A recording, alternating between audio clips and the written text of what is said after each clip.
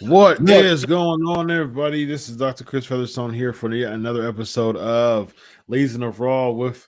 He's already ready. He's already got his bouncy ready to rock and roll, ladies and gentlemen.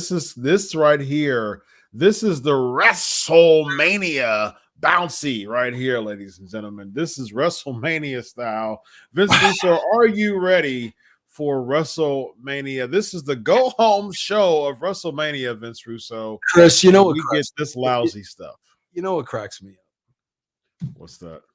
For all the hours and hours and hours and hours people spend watching wrestling, they still can't determine a work from a shoot.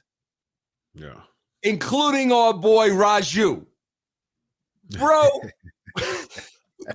people that think the Will Smith, Chris Rock gimmick was a work. Bro, what is wrong with you? Let me just put it to you in simple terms. How does that benefit Will Smith being a work? Can somebody explain that to me? The guy went out there today, had to apologize to Chris Rock, felt really badly, was shedding tears, was totally embarrassed. You could see it through his Oscar acceptance speech. How could anybody think that was a work? What was there to gain? Guys, when you start talking work, shoot, you have to ask yourself, if it was a work, what is there to gain? So what was there to gain for either one of these parties if this were a work? What, people were going to be talking about them? Like Chris Rock and Will Smith need people talking about them, bro? It blows my mind, Chris, that people don't know what's real and what's fake. It's unbelievable to me, bro. Riju says, I don't think it's a work. I just want to clickbait your thoughts. I think Rick Ruju thing. And here's what's a shoot, bro. You know what's so funny? Vince? Ruju's funny. You picked the wrong vowels. You say Ra and Ru. You picked Riju, and I'm telling Riju, I'm trying to help Sportskeeda, and I'm telling Riju, bro, if Sportskeeda wants to be 100% legit, you got to cover baseball, bro. Baseball is huge, Raju, in the United States. It is huge, bro. Huge. How do you not cover baseball, bro? So how about they have you do a weekly show covering baseball? I've pitched it, bro. I've pitched it. Just because they don't like baseball doesn't mean there aren't millions and millions and millions of people that like baseball. Bro, fantasy baseball is huge. I'm a fantasy baseball champion, bro. Mm-hmm. Riju says noted. He says noted. So. Riju. All right. I'll slap you, Riju. How about that? And I won't apologize. No, I love Riju. Riju's a cool dude. I love Riju. Riju's super cool, man. Riju is super cool. I'm just messing with Riju. I mess with people I love, but there should be a baseball gimmick, Chris. Yes, I agree. Okay. There should be a baseball gimmick. Yes. Speaking of gimmicks, speaking of enjoying things much more than Raw, I was thinking, because I'm a big Duke fan, basketball. And Duke and North Carolina will be playing for the very first time in the tournament, and their storied rival. If you think of if you think of college basketball rivals, you think of Duke versus North Carolina. The very first time in tournament history they're playing against each other.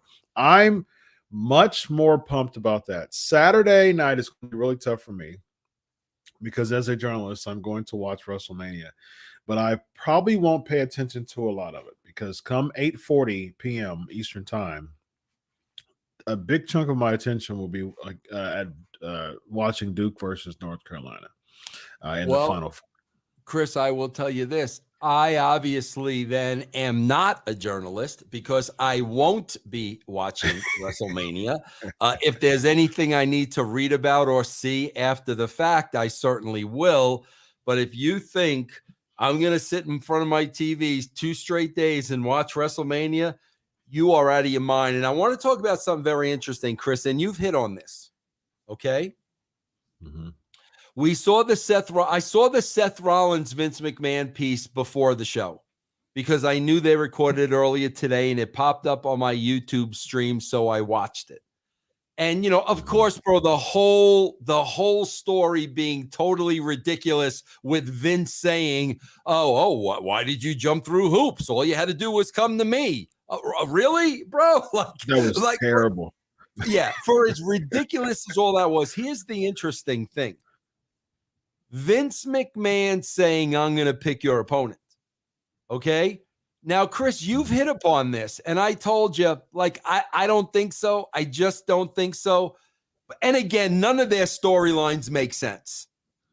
But if we want to talk about Vince McMahon handpicking an opponent, bro, who would Vince McMahon handpick? He wouldn't handpick Cody Rhodes.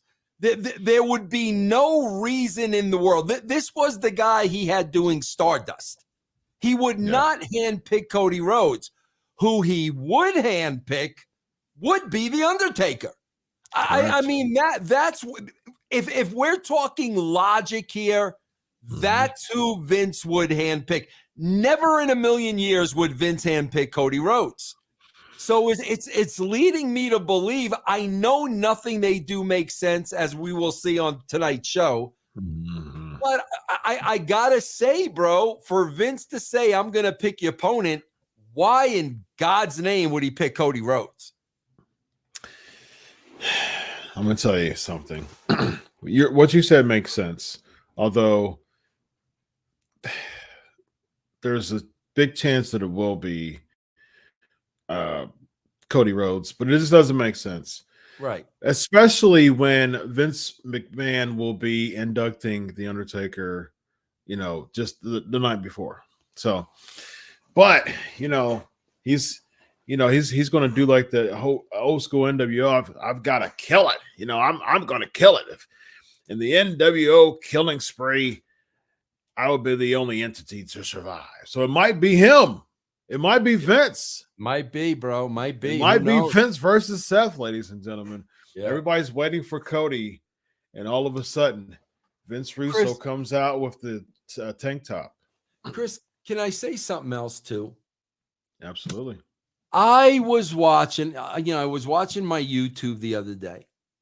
And, I guess because of what I watch, certain clips come up. I guess it's kind of like the old TiVo, I think. Mm-hmm. So here's the first thing I see. WWE divas with no makeup. They're all having a round circle discussion. Mm-hmm. And the thing that jumps out at me, two people, Bianca Belair and Rhea Ripley. Mm-hmm. They jump out at me as pretty without makeup. Beautiful, beautiful women, but beautiful on the inside. The stuff they were saying made me like them so much. Okay. So yeah, Bianca Belair being totally normal, totally down to earth, totally beautiful. Rhea Ripley talking about cutting herself and what she went through really made me root for her. And then, bro, on the other side of the coin, the heels kind of create themselves. I got to be honest with you, bro, as I'm watching this, to me, Carmella and Dana Brooke are not likable. I didn't like them. There's nothing I liked about them as human beings. Yeah. Bianca and Rhea Ripley. So then, bro, it goes from one video into the next. Here's the next video I watch. My son's a WWE superstar. And who is it, bro? It's Seth Rollins. Yeah. And all of a sudden I'm watching this and I'm like, wait a minute. I like this guy.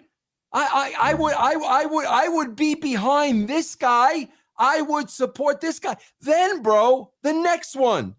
Kevin Owens and mom and dad. And I'm like, okay, I get it now. His dad brought him the WrestleMania 11 tape. Now I understand and actually like Kevin Owens. Mm-hmm. Meanwhile, bro, what I get on TV are these same people that are so unreal Yeah. So unbelievable. They're not human beings. I don't relate to them in any way whatsoever. And I'm sitting here as the former head writer of Raw, and I'm like, bro, what is so difficult? Like, what are you guys missing? If Vince Russo is there, I'm sitting down with Rhea Ripley. I'm having that conversation. I'm sitting down with Bianca. We're having that conversation. Seth Rollins, and I'm seeing who's really a babyface at heart, who's really a heel at heart. Bro, I'll be honest with you. You watched that little YouTube thing, Carmella and Corey. You can't stand either one of them. Like, you literally, you don't like these people. I don't understand it, Chris. I don't understand. I genuinely cared about these people, but yet I tune into the show. I could give two craps. Agreed. Yep. Why is that? You're the psychologist. Tell me why that is, bro, please. Well, it boils down to Vince wanting just complete control over the brand and not really transitioning real from that reality base that can really keep the crowd and make the crowd buy into what's going on. Instead, it's like, hey, I've got some type of fix of who I want a character to be. Let's recycle and dig into, some type of bag of characters.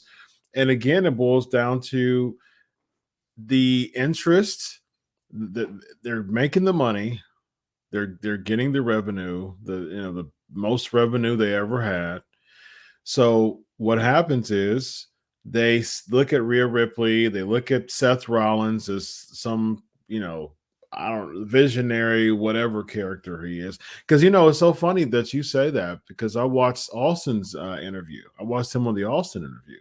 Same way. Very likable guy, very good interview. I was super interested in his story. And it's interesting because, like, I'm not a big fan of, like, I love this Austin, the Broken Skull sessions. I love when he interviews the old school guys, but I'm not really big into him interviewing like the newer people. Bailey's was okay. I've heard about Becky Lynch and saw clips. I'm not really interested in that because they still have to somehow stay in kayfabe.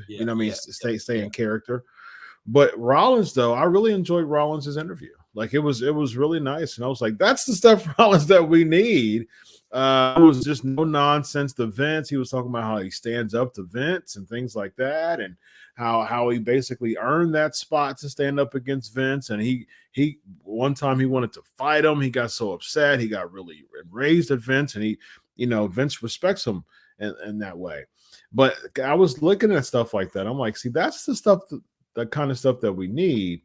I still think at the end of the day, from a psychological standpoint, Vince, it's still a big character fest. That's the old school wrestling feel. It's just a big circus of characters.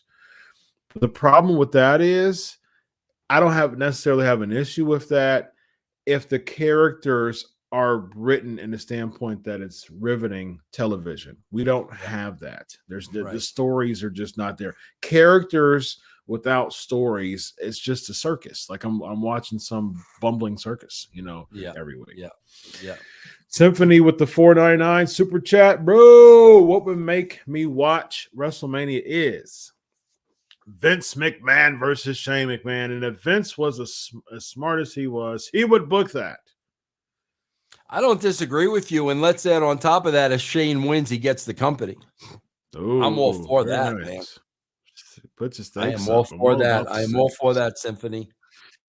Yeah, stakes. We got Ralph with the $9.99 super chat, bro. Austin video package was good. You guys think they should keep Mania's 2 nights or back to 1?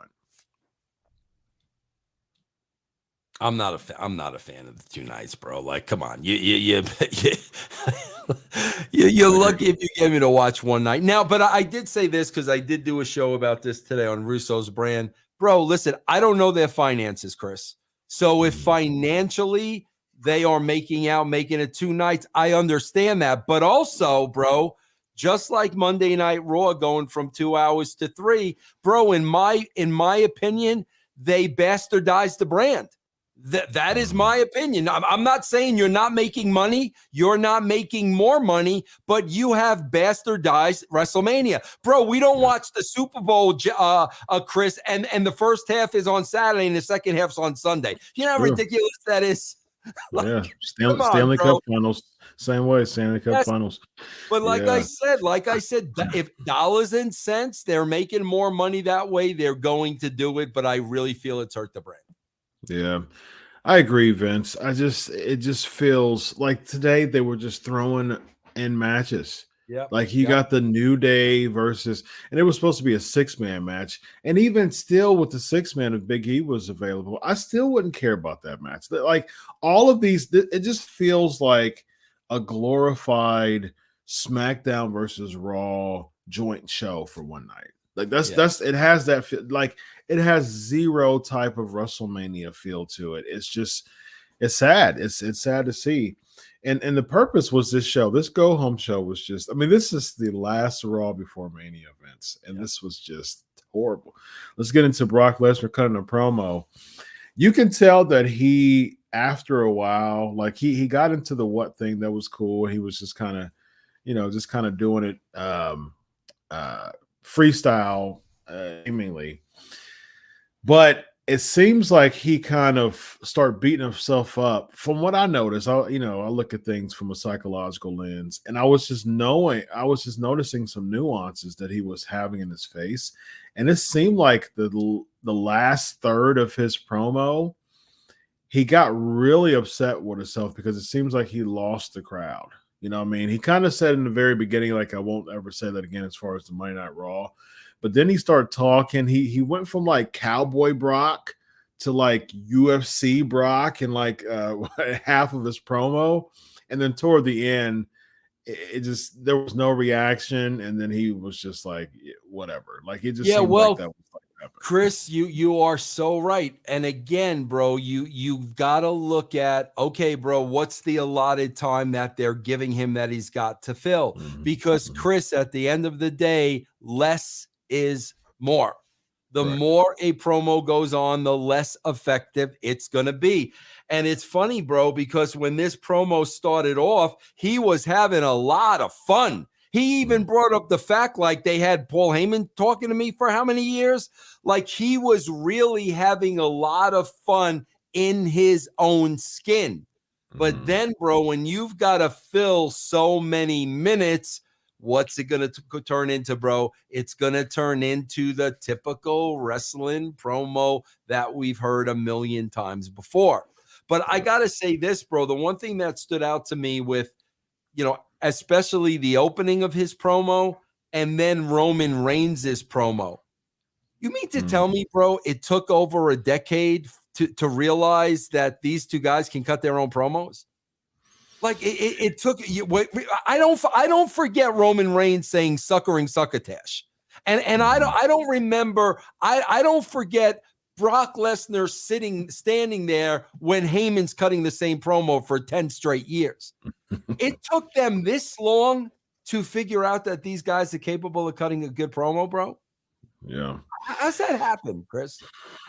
I think Brock used to be notorious for cutting bad promos. There was a couple promos that he cut that was decent. He cut a decent promo before the Eddie Guerrero stuff. When he was feuding against Guerrero. It could be offensive nowadays, but it was pretty funny.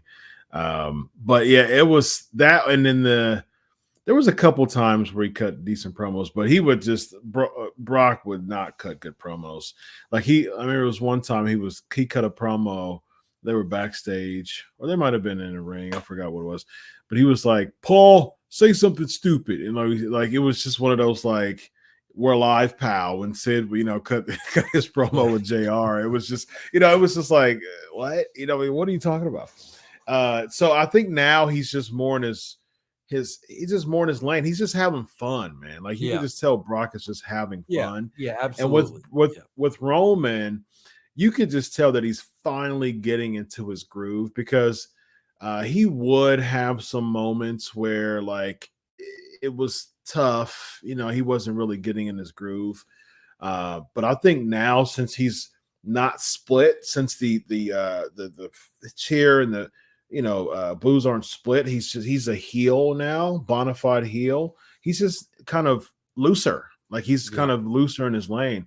And I think he blew Brock out the water today as far as his promo, his promo versus Brock. I think he hit at least a triple. Speaking of your baseball, I think he at least hit a triple tonight with his promo. And bro, that's the thing to me. Listen, I'm going to be honest with you. Listen, I want to make this clear to people listening to this show and listening to me, bro. If you're excited about WrestleMania, God bless you. If you're going to sit there for 2 nights and there's 8 matches you're interested in, God bless you, bro.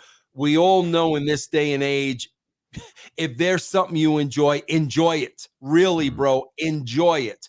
But when I look at this whole thing, here's the problem I have. To me, there's only one match that means anything, and that one match that means anything is Brock and Roman Reigns. So when you look at that match, also, okay, the bottom line is it doesn't make any sense whatsoever for Brock to go over.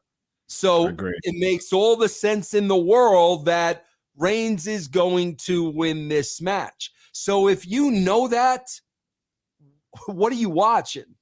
Like, what do you want? What am I watching? Reigns has to go over, or else they don't know what they're doing. So if that's the only match with any meat and you know the outcome, I'm going to sit there 2 nights and watch what? Yeah. And I agree with that. Go ahead, Chris. No, go ahead. I agree with that because when I think of, we've talked about this before when it comes to that prize fighting feel. If the main event is big and huge enough, the undercard is just a part of the program, right? That's how boxing works. That's how UFC works. With MMA. If the main event is so big, the undercard is just kind of part of the play, the part of the night. But the problem is you got to make the main event absolutely major. All right. For us to buy into the main event to get the undercard. But with Brock and Roman, we've already seen this twice before the Mania. This is the 3rd time that they've fought at Mania. So this isn't nothing different. This isn't nothing new. Roman's the heel this time, sure. But at the same time, it's just like it doesn't have any type of really major fresh feel, or not fresh enough for us to really get excited about it. And so I just that main event isn't enough for a 2-night card for us to buy into the undercard as well. Bro, the appeal of WrestleMania used to be kind of twofold, bro. They used to have these matches, Hogan Andre, Hogan Warrior, Warrior Savage. They used to have these matches, and there were 2 things happen. Number one, you really didn't know the outcome. That's number one. And number 2, how were they going to do it? That's what you cared about. How are they going to get out of Hulk versus Andre? How are they going to book this? Those were the 2 main draws. With this, bro, it's like, okay, we've done this twice before. I really don't care to begin with. And logically, Roman should go over. So I'm missing all of the elements of who they going to put over and how are they going to put them over. I'm missing those elements, bro. That's why I think I paid attention to the nuance that Roman Reigns said during his interview. He was like, man, it just irks me, or whatever. I'm paraphrasing. It irks me that I've never beat Brock at WrestleMania. You know what I mean? I'm like, that's the angle. Like that's what we're getting out of this, that you never beat Brock out of Mania. Oh yeah, that's going to carry a whole weekend full of undercard matches that you never beat Brock in Mania. So I agree, Roman should go over 100%. But I'm just not confident enough that they'll allow that to happen. They should. There's no reason why they should not. But we shall see. The Miz cuts an in-ring promo. So they are hyping up this tag match, the celebrity deal. And so they do a straight up Rey Mysterio versus the Miz match. Like we're getting several incarnations of this match before we get to the match at WrestleMania. And not only are you getting that, Chris, here's what's worse than that. The babies are up. Yeah, I was thinking the babies are up in every one of these. So why am I watching WrestleMania? Bro, you had here the babies were up, the heels were down. And bro, I made a note, man. You talk about I love to watch. You ever watch that Botchamania stuff? And it's always AEW with these missed horrible botches. I didn't catch up on it, man. I dip in Botchamania probably a couple of times a year. It's probably been a year or so, or maybe. But the worst tonight was like Dominic completely missed a drop kick. I saw that. And Miz still took the bump. Bro, you can't take the bump. And he spit too. What are you doing, bro? Like you can't do that. But yeah, bro, we're going to see from this match going forward, babies up, babies up, babies up, which blows my mind. Yeah, I agree 100%. Shout out to Tiffany once again with another super chat. Thanks, Vince, for leading me to Dr. Chris Featherstone. He is such a cool and smart guy. Yes. And I love the chemistry you guys have. Greetings from Germany, very early in the morning. Very nice. Awesome. Thank you. Very nice. Thank you, bro. Thank you. Very nice. Thank you very much. Well, we love Veer Mahan, right? So they finally give a date. Well, he's the WWE already announced the date before. And he'll be here next week. There's a big part of me, Vince, that feels that they're just going to come and he's going to come and they're just going to rib him right out the gate, man. I really think it's going to be like the Bushwhacker Royal Rumble entrance. Is that what you think it's going to be? I think they're going to rib him right out the gate, man. Like what out of Raw's current setup, as far as how they're booking things and how just awful it's been booking wise, where does he integrate? Where does he go? Where would you use him? And I think either they're going to rip him off the gate or they're just going to have him defeat some J-Bron or some person who they barely use. Like they'll probably make, Apollo Crews a heel again and have him beat, have him lose against Veer. I swear to God, what would get this guy over huge, bro? First of all, he's going to get a pop because this whole thing has been a rip. Okay, I swear to God, bro, I would have him go out there, wrestle whoever. I mean, give him a win, whatever they're going to do. Yeah. Then the following week, bro, I would start the vignettes. Veer Mahan returns. And do that for another 3. I'm telling you, that would get him over. Like literally, that would get the guy over. But bro, I mean, what else can they do with as long as they promote? What else can they possibly do, bro? And even to that point, Vince, what you do is you have him beat the heel, right? He doesn't. People aren't really going to celebrate with him, but if they do, that's a bonus. But if they don't, like he celebrates, he walks out the ring. They do the whole shot. He goes into the back, right? Lights go off. The big sign on the big Tron says Veer Mahan returns April 11th. So you just date everything. Yes. I'm telling you, bro. That's hysterical to me.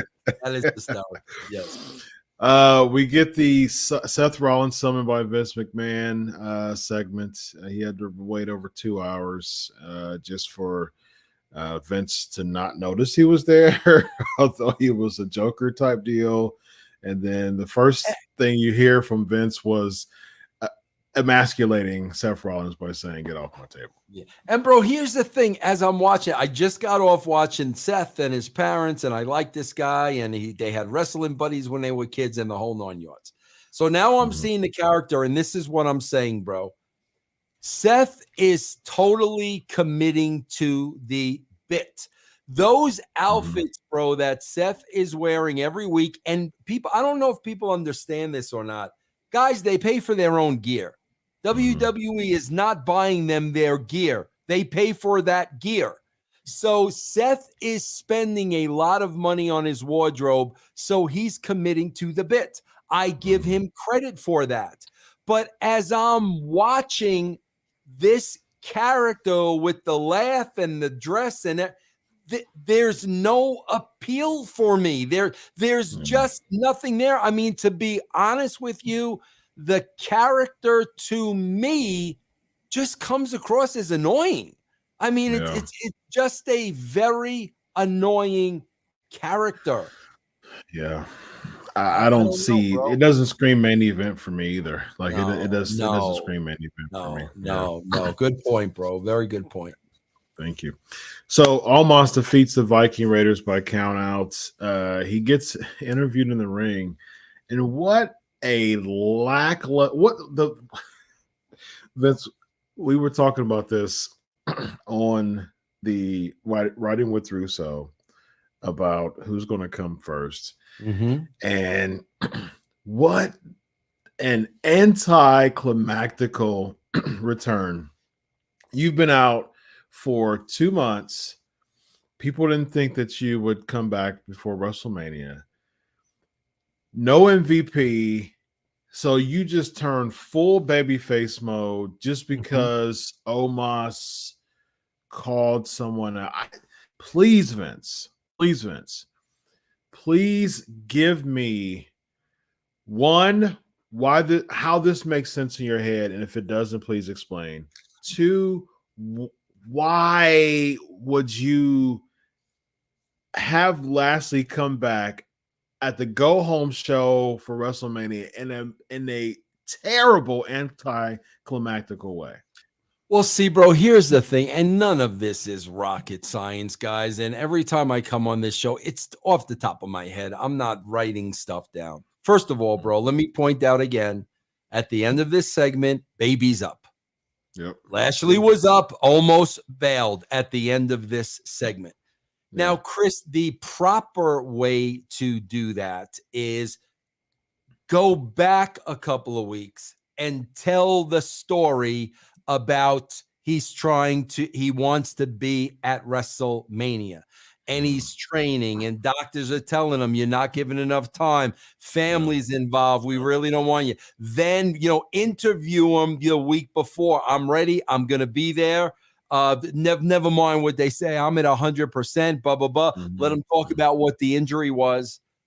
Then you return him tonight and immediately almost goes after the injury and hurts Lashley. That's how you do it, bro. Not the guy coming back fresh as a daisy, ready to go. Nothing about the injury, nothing about rehabilitation, nothing about how long he really should have been out. None of that. And like I said, bro, we talk about it every week. Everything is an oversight because they're writing the show the day of. So. Yeah, I think that's a fantastic point, Vince, because that's how Triple H ended up turning babyface. He was a heel before his, return in 2002. He was doing the whole 2 power trip thing with him and Austin, and he got injured in the tag match with Benoit and Jericho. And that went from getting injured there to returning, right before the Royal Rumble, being out, doing segments, doing rehab, a whole Dr.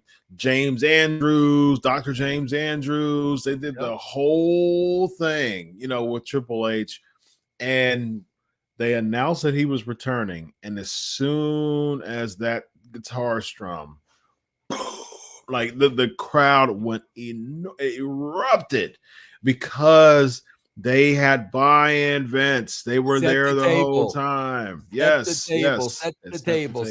We've said that a million times on this show, bro. A million times. Sure do. Yep.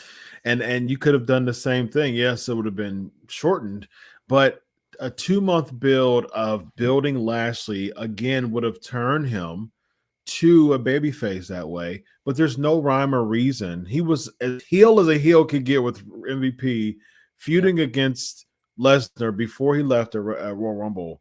Now he's a babyface, and I was even seeing people boo him because they're like, "Wait, like, aren't we supposed to? Why do we like what?" It was terrible. The return pop wasn't even good, and it just. That's unfortunate. Next, we have a 24/7 segment, and Dana Brooke and Tamina, they both get proposed to, Vince. Bro, we got to stop. We got to stop talking about these. Like, why are we even talking about? Like, we need to just go right past these, bro. Why are we talking about these? Yeah. What are we doing with this stupid thing, bro? I've got nothing, man.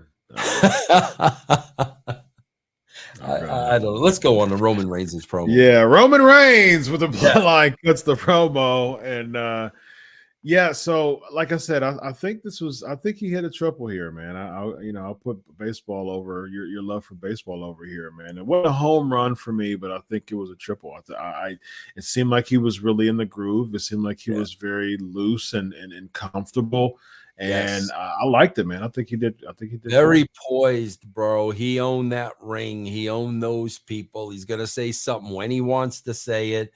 Very, very, very poised and relaxed. Very, very comfortable, bro. Because I don't watch SmackDown, bro. So I'm seeing a lot of these guys like for the first time, and yeah, bro, he owned the ring. He owned the ring. Yeah, I like the freestyle, I like the off the cuff, on the fly. If you want me again, I'm gonna smash each and every one of y'all like I would smash Steve Austin. You know what I mean? Like just that confidence you can see in Roman Reigns, and to me that's what sticks him out more. To me that's why SmackDown's the A show. I like SmackDown actually. It's actually my favorite televised show. And in pro wrestling, I give it about a good solid B to B. Yeah, B. I give it a solid B just from a weekly standpoint. And everything else is either from C to F to me. But to me, SmackDown's because Roman Reigns sticks out. Like he's the only really larger than life, other than Brock, but he's the only larger than life wrestler that pro wrestling has right now. I gotta tell you, and I can't think like them anymore. I don't think like them at all anymore, but I'm going to tell you what I would do. And this is what they should do. He's got to go over Lesnar. He's got to keep winning, bro. Unfortunately, I don't know if they really have guys that mean anything to feed him because nobody means anything. But they got to try to figure that out. But then, bro, I would definitely, whatever it's going to cost me to get that Rock match. Okay, bro? Yep. Bro, Rock would put him over because they're family. Bro, that's where you think the streak is ending. You know it. Rock's going to beat Roman Reigns. That's where it's going to end. Bro, you put Roman Reigns over Rock. Now, like, holy crap. Now you got to turn him babyface. Now you've got Hulk Hogan all over again. I mean, that's what you've got, bro. That's the way I would do it. It's set up. Like I said, bro, the only flaw in that plan is who means anything for him to beat after Brock Lesnar? Who means anything? My theory, Vince, and this is what they should do, I think, is that they should have him keep the title. I think he's a heel, and I think that they can just continue to feed him people for the next 7 months or so, 8 months. I think that what they should do is that they should have Roman Drew till the beginning of 2023. And they should have Roman Drew at the Royal Rumble, and The Rock, interrupts, Roman Reigns, interferes Roman Reigns, and I think he loses his match. He loses a streak at the Royal Rumble next year against Drew. And I don't want to see Reigns versus Rock title match. I don't want to see that for the title. I just don't see that. I mean, Rock is only there for a blip. Like, that The Rock's not going to win the championship. To me, it just doesn't seem like realistic in any way. And so I think you take the title off for Reigns. You do Reigns Rock non-title at Mania in Cali next year. And you'll probably put Rock in the Hall of Fame. I think they should do that since he's from Cali too. So yeah, I think it should happen, but non-title though. What do you think? Should it be for the title? I think so. Why for the title though? Because that would be the point that, bro, listen, if I love Drew and I followed what they've done with Drew don't book the territory. Okay, bro. Drew just shows up for work and does what they tell Drew to do. When I look at what they've done with Drew, beating Roman Reigns, bro, that takes so much luster off of Reigns. At this point, bro, to me, there is nobody left in that company that can shine his shoes because of the way they've built him. It's got to be a larger than it's got to be, bro. To me, that is just my opinion. They definitely have built him way beyond any other full-time wrestler in the business. I mean, way beyond them. Yeah, absolutely. Do you think that they can, with these next 8 months from now into the Rumble next year, is 8 months. Do you think that they could? Well, I guess the answer would be no as of now. How they booked Drew tonight, to your point, because they booked them terribly tonight. Right. But do you think they could, in the next 8 months, revive Drew to be a dominant babyface? I don't, bro. It has nothing to do with Drew. I don't. I just don't, bro. Yeah. I don't. And who else is there, bro? Who else? There's nobody else. Lashley?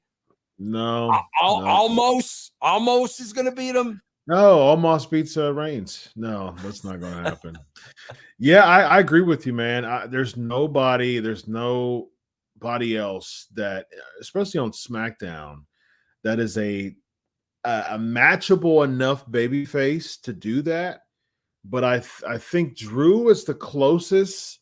But if he's the top babyface that's closest to dethroning Reigns, that's unfortunately that's not saying much, because the way that they're booking Drew is so below Reigns. Yeah, that I agree. It would lose luster leading into Rock and Reigns. Yeah, you're taking Reigns down a whole lot of pegs, bro. So if if Reigns beats Rock at Mania and stays heel next year, still though, I mean, even if you beat Rock, even if Rock gives Reigns the rub, that's when he turns. Well, yeah, and bro, that's when they need to be making people like they need. We're giving them a year. You've got whether it's Braun Breaker, whoever you have in any, whatever it is, whether you're going to get Wardlow in 6 months, whatever it is, you've got to start. You have to people, bro. I agree with you 100%. You have to, man. You have to. Because right now, there's nobody, 0%. Zero, bro. Chris, we were always building people. Always. Bro, when the story was Austin, when the story was Rock, we're building Kane. Like you're always building somebody, bro, where that's the next threat. You know it, bro. Agreed. Yeah. I kind of think that the next person who wins the Money in the Bank match will be the one to dethrone Reigns. I think that they would do that. Which okay, what do you think about this scenario? Because these scenarios are much more interesting than the show tonight. What do you think about a babyface wins the Money in the Bank? Say it's Drew, because I really can't think of any other babyface even close to Reigns right now besides Drew. Drew wins the Money in the Bank. He's never won Money in the Bank before. So he wins Money in the Bank, and that's in July, I believe. And so basically, he's still, they're still building him as a baby face. He doesn't have to be involved with Reigns at all. So if you do Reigns versus Rock at Mania, you can do at the end of Mania next year. You have Rock. You have Reigns beat Rock. Reigns celebrate. Turns around. Boom. Rock bottoms him. Right, and then Drew comes out at the end, and he cashes it in and dethrones Reigns at the end. The babyface gets the big pop at the end, and he gets the Money in the Bank pop too. You've done too much damage. You've done too, bro. The only other person they got in their back pocket, okay, bro. If we talk about Reigns going over the Rock, and now there's nobody that can beat him. Now he's unbeatable. Then you got to make the baby face turn. And then, bro, what you've got deep in that heel pocket is a heel John Cena. you see what, bro? Winning the title. Bro, they're going to have to go to new looks like that. Chris, I'm telling you, look at the roster. There's nobody there, bro. Nobody. Even when you talk about building Drew wins Money in the Bank, then they build Drew. Yeah. Build him how? Who's Drew McIntyre going to be? Happy Corbin? See, I would have Drew Cena at SummerSlam. I would have, even if you're not doing. Heel Cena was pretty cool against Drew at SummerSlam. I think heel Cena would be a good way to build Drew, and I think you got to just throw, like, that's the way to use the legends. You got to, if you really want to build him as a babyface, you got to throw the legends at him. You got to throw Cena at him. You got to make Brock loses at Mania this year. He comes back. He's on a tear. He turns heel again. You throw Brock at him and build him up that way. You got to keep throwing. Throw Batista at him. Let him go. Throw Batista at him. Absolutely, 100%. You've got nothing else. There is nothing else, bro. Nothing. I 100% agree. I like that. I like. My God, Batista's bro. If you've got to get Jericho, if Jericho's contract, throw freaking Jericho at him, bro. I'm game. I'm game. Throw Cody at him. Throw Cody at him. There's nothing else. Yeah. I agree. There you go. Edge is with this new heel thing. Yes. Throw Edge at him. Throw Edge at him. You've got to do that though, Vince. Like to make him, you got to keep throwing those names at him to make him, to make him build him up like that. Yep. Purple Bond, Sayon saying, Chris Vince, you guys have to agree promo wise. This was a good Raw. At least build some of the matches, right? Promo wise, not the Miz's, not Lesnar's. Yeah, Purple Bond, I got to be honest with you. They did, bro, they used to call it back in the day, Purple Bond. In the wrestling business, it's called, you got to talk them into the building. That's what it's called. Yeah. Talk them into the building, bro. Make them buy a ticket. That's, Jerry Lawler used to talk them into the building. Purple Bond, thank you for the $5. With all due respect, bro, nobody walked me in the building. Nobody walked me in the neighborhood. Nobody walked me in the state. Nobody walked me in the United States. No, bro, nobody walked me into the arena tonight. I'm sorry. Chris, Chris, after tonight, was there any match you wanted to see more? Did somebody talk you into the building? No. Not. I would love to hear. What was that dude's name? Purple Bond. What Purple? What walked you into the building tonight? Yeah, what do you want to watch based on a promo tonight? Was it the backstage between Carmella and Vega and Shayna Baszler with the Ace of Spades and Ace of Hearts? Did that make you want to see the women's match? Speaking of promos, Are we going to get a Steiner Math promo? How about the Oh, Steiners bro, going into the Hall of please. Fame? Bro, they cannot give that guy a live mic because, bro, no matter what Vince threatens him with, it won't. Yeah. Well, the only thing is the nephew. That's the only thing, bro. Braun. Yeah. You know, Steiner is not going to do anything to screw up his nephew. That's the only thing. Yep. I think Braun Breaker is the reason why the Steiners are the Hall of Fame. Absolutely, because yeah, and there's no way Stein is going to go into business because they'll take it out on the kid. There's no way. Yep, sure will. Braun is the reason why Vince is comfortable with inducting them and comfortable with getting Steiner alive, Mike, because his nephew's at the top of NXT right now. I mean, Dolph Ziggler is a champ, but he's going to beat Dolph Ziggler and be 2-time champ. He is the face of NXT right now. Yeah. As far as babyface, the top babyface, and he doesn't want his nephew to. He's not gonna go. Business for himself. No, he wouldn't do that. He wouldn't. Yeah, I wonder who's going. Maybe Braun Breaker inducts them in the Hall of Fame. Who you think's going to induct them?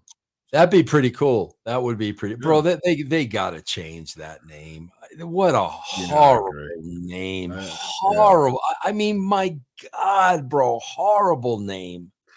You know, it'd be cool, like if they, his name's Bronson Steiner. You know what I mean? So it'd be cool because, I like it. It sounds better than Braun Breaker. It'd be cool if like the Steiners, because if NXT's pay-per-view, their big thing is like Stand and Deliver is like 12 or 1 or something like that Eastern, which is weird to me because there's going to be NXT's big event and then Saturday Mania, which is odd. But the main event is Braun Breaker versus Dolph Ziggler.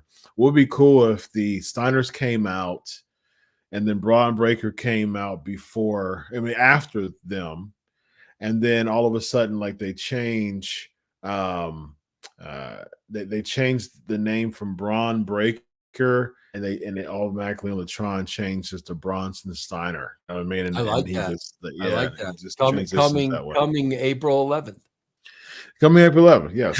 Bronson Steiner versus Veer. Yeah, I love that. Yeah. So next we have just the 8-man. The babies win, like you said. Babies getting the advantage. Babies up. Yeah. Steve Austin video package. I mean, WWE is just phenomenal with cutting. Oh yeah, that's a whole different department. It's a whole different entity department. I know how hard those guys work. I always had great relationships with them. That it's a totally different entity, bro. They do a phenomenal job. Absolutely. Yep. Purple Bond, $20 super chat. Roman had a good promo. Brock had a good promo. Edge had a good promo. Becky Lynch getting her haircut and saying 3 words intrigues me. Guys, I know it's not a perfect Mania, but this be pumped up for Mania at least. And I'm glad. I mean, Purple, honestly, bro, I am glad for you that you are pumped up and looking forward to this. I personally am looking forward to my fantasy baseball draft on Sunday. I'm pumped for that, but I'm glad that you're excited. I'm just saying for me personally, none of that did anything for me on tonight's show. And again, Bianca Belair and Becky getting a haircut. We got babies up again, Chris. Babies up. Yeah, it made the baby look like the heel. Right, exactly. You felt bad. Bro, Becky was trying to put her hair back in place. Yes. I felt bad for her, bro. I'm like, wait a minute, bro. That's somebody's mother. Right. She's trying to, I felt bad for Becky, bro. Yes. I think that was an absolutely horrible segment. I just wasn't. I just wasn't. I just didn't like it. And to Purple, I just, again, kudos to you, man. I'm glad that you're pumped for Mania. I would just say, based on all of those promos, nothing about those promos enticed me to add another layer to the story. Like none of those promos did it for me. I think Roman's promo was good. just for promo's sake. That promo to me didn't add any layer to the story, not at all to me. Me And neither. Edge's And promo was just yeah, like, Edge. Yeah. you know, what I mean, Bro, I'm going to yeah, tell you, look out for this because we've talked about this. Look out for this. And bro, here's another thing that nobody's talking about. And this is what really pisses me off about the dirt sheet journalist media, whatever the hell they're called. This really bothers me because they don't talk about things that matter. They talk about, is Cody Rhodes showing up at WrestleMania? Bro, I watched the Stephen A. Smith interview with Triple H. mm-hmm. Obviously, bro, it was a very, very, very life-threatening situation Triple H went through. You saw him getting very emotional and choked up. Bro, that was the Triple H I knew. That was the guy I knew. And then I knew this was very real. Mm-hmm. Only one thing really stinks to me that nobody's talking about, bro. So literally, Triple H is talking about being hours from death. That's what he's talking about, bro. The way he went from 40% to 30%. By the time I was there, it was 12%. So now I'm like, okay, bro, I know what Vince McMahon is. I really know. I truly know what Vince McMahon is. But you mean to tell me your son-in-law, the husband of your daughter, the father of your grandchildren, is literally hours from death, and you are totally demolishing a company that he built, firing everybody. You're doing that while this guy's in this type of situation? Are like, why is nobody talking about that, bro? That is insanity, Chris. Insanity. Just straight no selling the fact that his son-in-law is almost dead. You know what I mean? Like, let me add more cardiac stress on him by firing, like just pulling the rug, right? just right out the How company is built. nobody talking about that? But here was my original point. Don't be surprised at this, bro. I told you when I saw Becky Lynch on Stone Cold show, and I was very happy about what she said, but she basically said at the start of the promo, wrestling is not number one in my life anymore. I've got a child at home. That's what's important to me. Bro, I am telling you, Vince McMahon does not want to hear that. Bro, Vince McMahon does not care about anybody's family. Nobody's family. And bro, when she said that, I was like, Becky, you've got to know better. I would not be surprised, bro, if she gets her hair cut on Monday and is getting beaten over the weekend. I'm telling you, bro, that's how they work. Yeah, I can see her losing to Bianca on Saturday and taking a lot of time off. Yeah, because if she loses, if you guys think I don't know what I'm talking about, if she loses to Bianca, you have to then ask yourself the question, why did they cut her hair? Yeah, wow. Do you think that was a way of Vince saying, okay, well, I'll give you a receipt on your way out? I think bro, it's how they screw with people, Chris. It's just how they screw with people. And like I said, bro, if Becky goes over at WrestleMania, then I'm wrong. But if she doesn't, and days before she's getting her hair chopped, that's a message, bro. That is a message that's being sent to you. What's the message, though? The message is, this company better be number one in your life. Bro, this is Vince telling me to hazing, Vince. That's hazing. This is Vince telling me to get a nanny to raise my kids. Oh. He is saying, Becky, I don't care about your kid. I don't care about it. Either this company is your life or you're going to fall just as quickly as you rose. It's that simple, bro. Wow. If that's indeed true, and I'll take your word for it because you work with Vince for years. That is psychological hazing, man. It is. It That's absolutely is, bro. Absolutely. wow. Next we have Kevin bro, Owens. you got to remember, just to back it up again, bro. I just told you earlier in this show, freaking Rhea Ripley was driven to cut herself. Wow. I mean, come on, bro. Like, really? Yeah. Yeah. Very true. I get Kevin Owens cutting an in-ring promo. Vince, I've got nothing here either, other than just another week of Kevin Owens cutting a promo. It's just week after week after week, Owens carrying this thing to build up the big moment for Austin. And bro, I do not know creatively. I don't know why we're not using Austin. I don't know why up next we see Ricochet and Austin Theory. I don't know why we're not seeing Pat McAfee. Nothing, bro. Like nothing.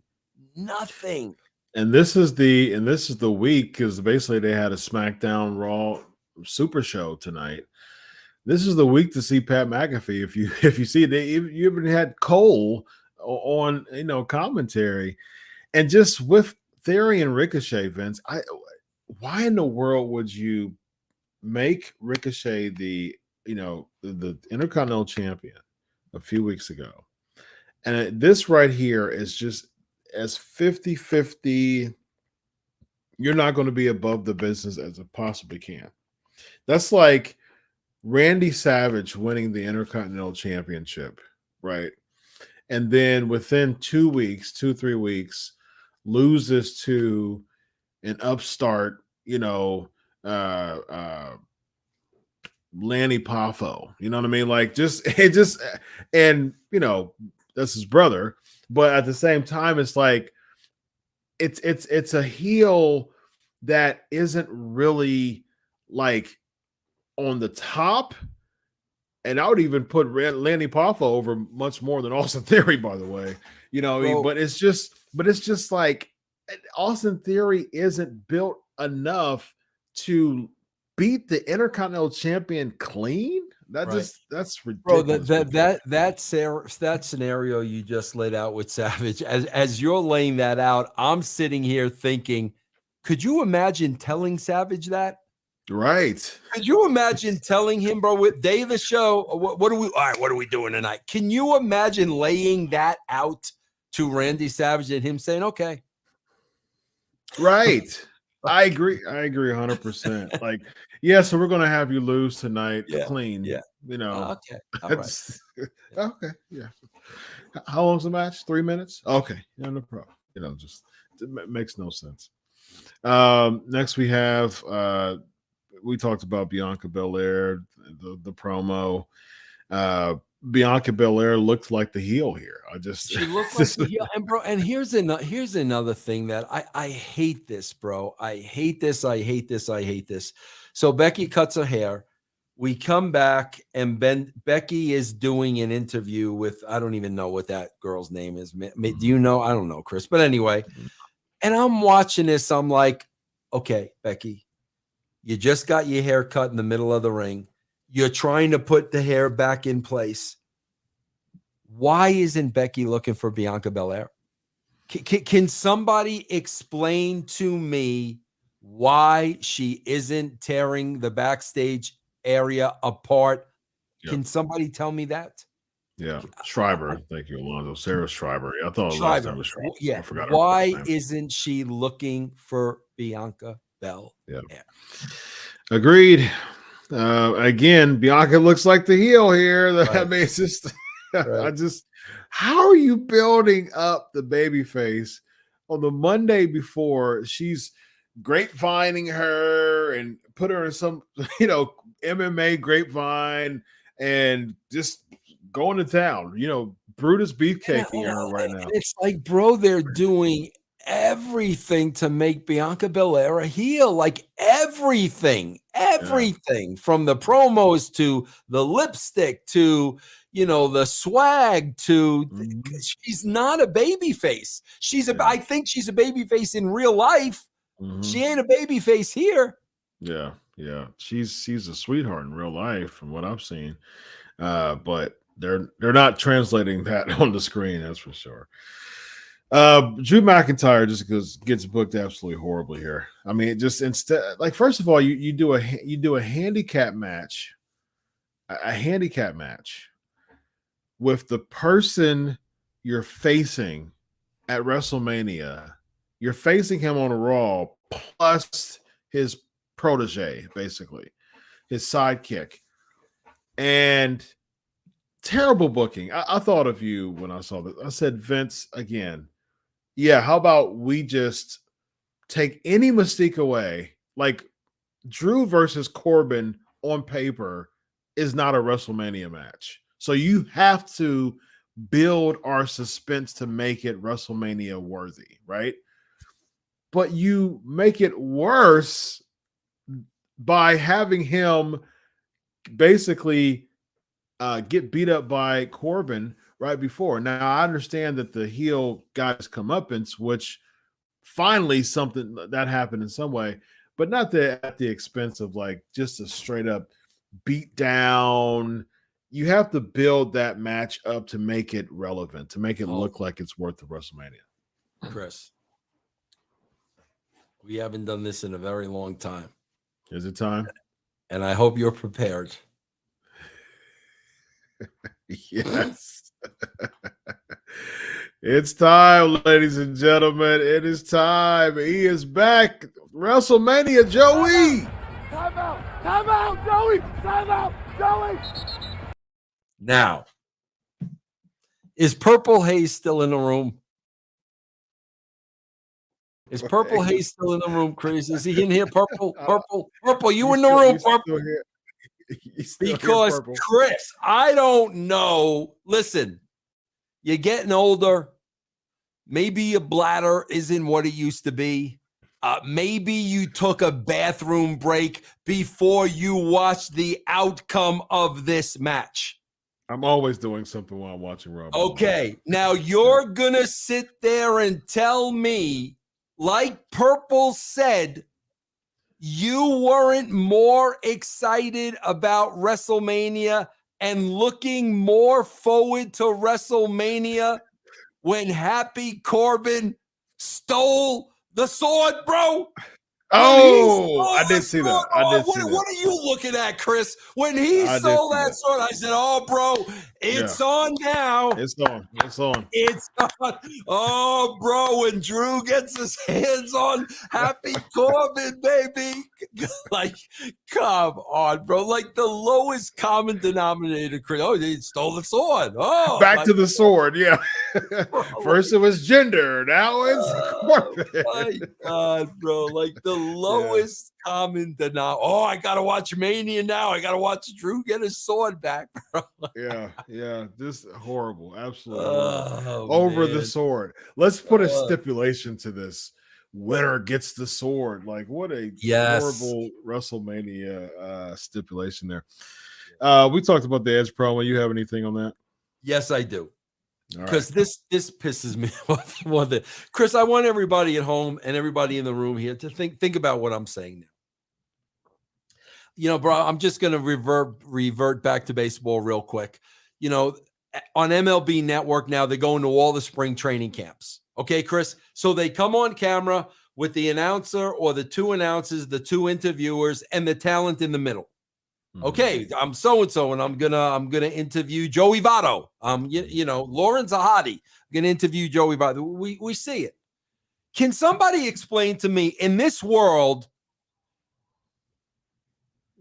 how a camera is on AJ Styles doing nothing? Okay, so why is the camera on AJ? He's standing backstage doing nothing, Chris. So the camera's on AJ. Then the interviewer walks into the shot. Yeah. Where does that happen? where, bro, everybody listening to this show, you've seen a million interviews. Yes. Where do you ever see them happen that way, Chris? You tell me, Vince, you've been back at catering. Was he contemplating what he's about to eat at catering?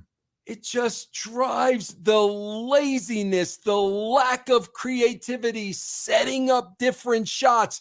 It drives me nuts, bro. Oh, there's no excuse for that, bro. It makes no sense. Yeah, agreed. Purple's back in the building. Yes, $5, purple guys. man.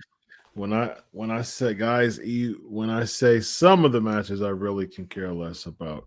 Really, What about can the care less sword, about purple? shooters. It's purple, the sword. What about the sword, purple? What Agnes. about purple sword? Purple sword. Purple sword on the pole match, ladies and gentlemen, for WrestleMania. All right, we close. We close up with RK Bro versus the Usos. We get interference by Street Profits. So Bianca Belair is the baby face who's getting heal it up, and her husband Montez Ford is just straight healing it up at the end. Just who cares about Street Profits being heels? But I guess they still want to make them heels. And so we don't see any Alpha Academy, by the way.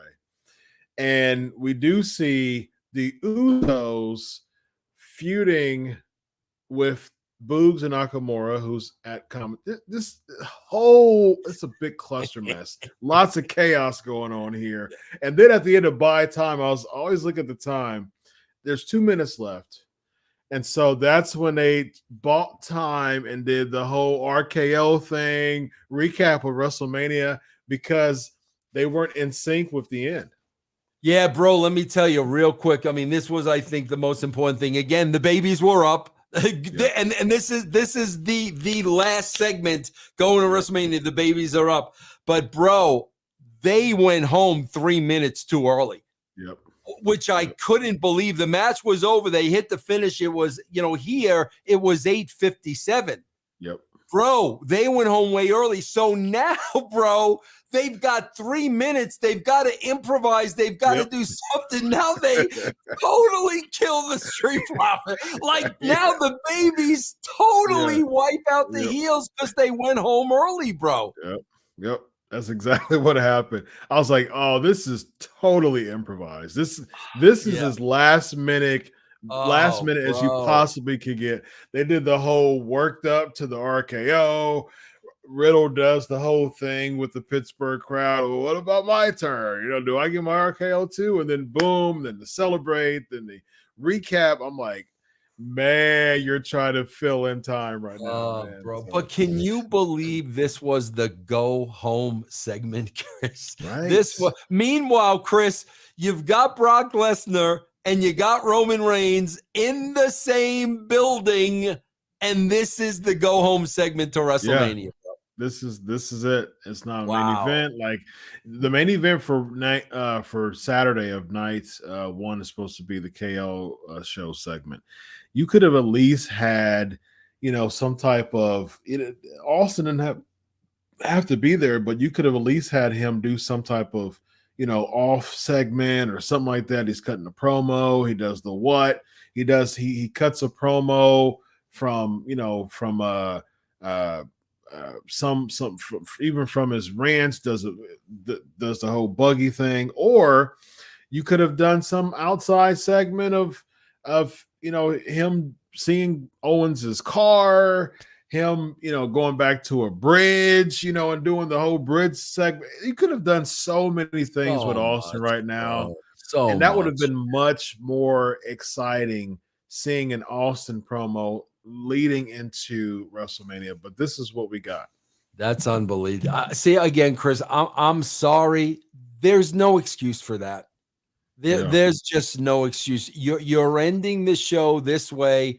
No Austin, no Pat McAfee, Lesnar, Roman in the same building. Yeah. No interaction. And you know what that tells me? Here's what it tells me, bro. Creatively, they don't know what to do. They're literally creatively bankrupt that they have these elements and they don't know how to properly use them. There's no excuse, bro. I'm sorry. Yeah. There's no excuse. And they don't even close up with, this is basically the go home show before Mania, because they're doing like the Battle Royal, and then Ricochet versus the Latin lovers, the Los Lotharios or whatever. So he loses twice. So Ricochet lost twice on SmackDown. He lost to Angel Garza, or Angel, I think his name is now, just Angel. And he loses to Humberto Carrillo in order for both of them to be number one contenders to his Intercontinental Championship right now. So he goes from winning the title, and he wasn't even like, what happened to like wrestlers building themselves up to the Intercontinental title, plateau, and then using that as a stepping stone to become the world title? It seems like the Intercontinental Championship is just a prop nowadays. No one's like feeling like like they built themselves up and worked themselves up to that, because you literally booked Ricochet to win the Intercontinental Championship just for the next SmackDown and lose twice, and on the following Raw lose clean. So 3 times in the matter of a few days. What a way to build up your champion. Same thing they did with Finn. You didn't even see Finn this year, not this year, but this show. And bro, you didn't even see Finn this show. Think about how simple this is, bro. Think about how simple this is. We know we established Brock's in the building with the first promo. Mm-hmm. We established Reigns is in the building. Yep. Reigns is guarded by security the entire night. Okay, yep. Bro. And Lesnar's trying to get at him, cut off, trying to, bro, can somebody explain to me why Reigns isn't the last segment? Security surrounding the ring. Mm-hmm. Here comes Lesnar, lays out security, gets to range, empty the locker room, and they have extra people there tonight. Bro, I would empty the girls, empty the locker room, and have a massive pull apart, no commentating, no nothing at Chris. How hard is that? How hard is that to do, Chris? It's not. Jeez, it's like that would have been if it's supposed to be the biggest WrestleMania match of all time, right? Why not close the go home show for WrestleMania with the main event of WrestleMania? At least some part of it. How hard is that, Chris? Agreed. Well, ladies and gentlemen, what is not hard is being able to access Channel Attitude. Let them know, my man. Yeah, guys, we are going to be up and running shortly, man. We got a lot of product up there for you. I am going to talk about Vince's actions pertaining to Hunter's very critical condition. Guys, just go to channelattitude.com and give us a try. Very nice, ladies and gentlemen. And some programming for myself. I have just a weekly fun Q&A show after Unscripted called Pancakes and Power Slams. I've been doing this for 10 years now. My 10-year anniversary is tomorrow. I've had a Pancakes and Power Slam show, 522 episodes as of tomorrow, straight weeks. And I used to do formatting and all that, but over the past couple of years, I just hang out with people and do Q&As the whole time. So just we have fun, just a family type of feel, and I give my honest opinions on pro wrestling that is very similar to what you hear on this show as well. So the 10-year anniversary show is tomorrow night, and it's interesting because Pancakes and Power Slams before Unscripted was a thing. I used to do half-hour interviews every single week on Pancakes and Power Slams show. Sports Kid loved the idea. Shout out to Riju, by the way. He loved that idea. He said, "Hey, can you bring that over to Sports Kita?" And I said, sure. So that turned into Unscripted. So that's actually the story behind Unscripted. It was birthed out of Pancakes and Power Slam show. So it's next week. I mean, tomorrow night, Pancakes and Power Slams. Go and check out the YouTube channel. Go subscribe to the Pancakes and Power Slams YouTube channel or the Facebook channel. A 10-year anniversary with this guy, Q&A, Vince Russo, and also Magnum TA. How about that? That's a blast from the past. Magnum TA also having a Q&A session with both Magnum and Vince. I used to love when Nikita Koloff. Remember Nikita? MAGA TA. MAGA TA. Oh, I used to love that. I love MAGA TA. I love that. I used to love that, bro. Bro, did you see what I'm going to tell everybody, and then I'll let you guys go. Guys, if you want to see one of the greatest moments in the history of wrestling, go on YouTube, especially since Chris is going to have Magnum TA. And Chris, you got to talk to him about this when you have him on the show. They did a contract signing, and it was a contract signing between Magnum TA and Nikita Koloff. Nikita Koloff brought Uncle Ivan to the contract signing. Do you know who Magnum TA brought? Who'd he bring? His mother. Bro, the greatest piece of television you will ever see anywhere. You got to ask Magnum about that. I'm telling you guys, watch it before Chris's show. It's the greatest piece of wrestling history you'll ever see, bro. You heard it here, ladies and gentlemen. Watch the where can you YouTube it at? Or you just YouTube what? Just YouTube. I would say YouTube. Nikita Koloff, Magnum TA, contract signing with Magnum's mother. With Magnum's mother. There you go. Yes. So you got Uncle Ivan. Well, I've got my mother, ladies and gentlemen. How about that? Yes. All right, it's gonna be fun. And then tomorrow we got Marty the Moth on Unscripted, so go check that out. He's a cool dude. I know Marty. Marty's a nice heck of a guy, bro. Heck of a guy. Yep, he is a cool being. So he will be on Unscripted tomorrow night, and then right after that, hop over to Pancakes and Power Slams with the Magna TA and Vince Russo, ladies and gentlemen. Actually, last year I spoke to Nikita. He's actually a pretty nice. He's great too, man. He's a great dude, man. Yes, indeed. All right, ladies and gentlemen, we're going to head on out of here. This is Vince Russo. I'm Dr. Chris. This is Leeds in the Raw. And you guys have a good evening. Or else I'm going to get alcohol on you.